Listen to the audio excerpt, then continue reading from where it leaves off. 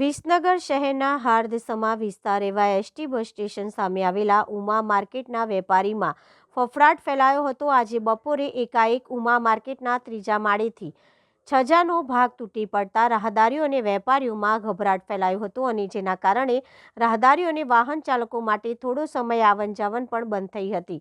આ માર્કેટમાં કેટલોક ભાગ જર્જરિત હાલતમાં જોવા મળી રહ્યો હતો અને જો તાત્કાલિક અસરથી કોઈ નિર્ણય લેવામાં નહીં આવે તો ભવિષ્યમાં કોઈ જાનહાનિ થઈ શકે તેવી ચર્ચાઓ વેપારી કરી રહ્યા હતા। રિપોર્ટર પ્રકાશ સોની।